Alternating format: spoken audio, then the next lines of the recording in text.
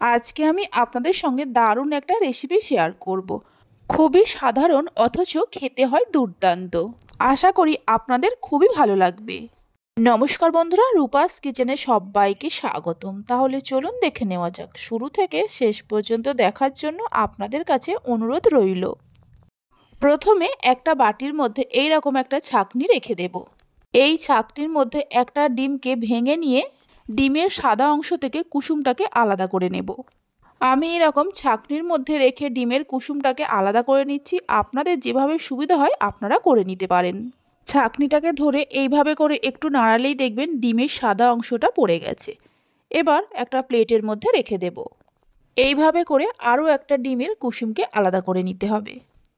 দুটো ডিমের কুসুমকে আলাদা করে নেওয়ার পর এইভাবে এক সাইডে রেখে দেব। এবার কিছু সবজি কেটে নেব।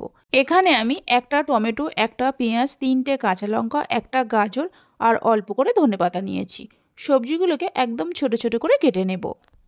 এগুলোকে আমি আগেই ভালো করে ধুয়ে নিয়েছি।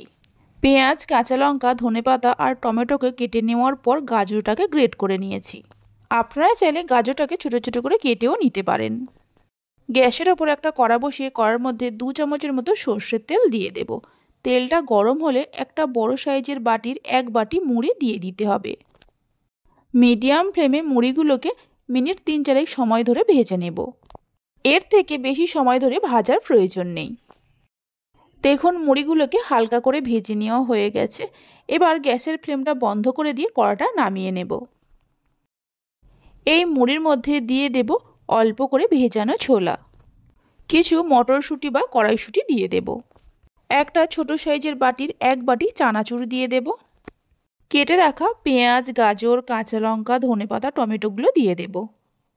এই রেসিপিটা একবার হলেও বানিয়ে দেখতে পারেন। আশা করি আপনাদেরও ভালো লাগবে। বাড়িতে বানালে খেয়ে কেমন লাগলো অবশ্যই আমাকে কমেন্ট করে জানাবেন। অল্প করে বিট লবণ দিয়ে দেব। যে ডিমের কুসুম দুটো আলাদা করে রেখেছিলাম দিয়ে দেব। 3 চামচের মতো আচারের তেল দিয়ে দেব। আচারের তেল যদি না থাকে তাহলে সর্ষের তেলও দিতে পারেন। এবার সব কিছুকে একসঙ্গে খুব ভালো করে মেখে নিতে হবে।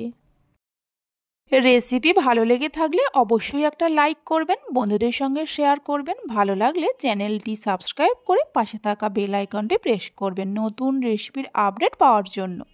সব কিছু দিয়ে খুব ভালো করে মুড়ি মেখে নেওয়া হয়ে গেছে। দেখুন কত সুন্দর হয়েছে। আশা করি দেখে নিশ্চয়ই বুঝতেই পারছেন।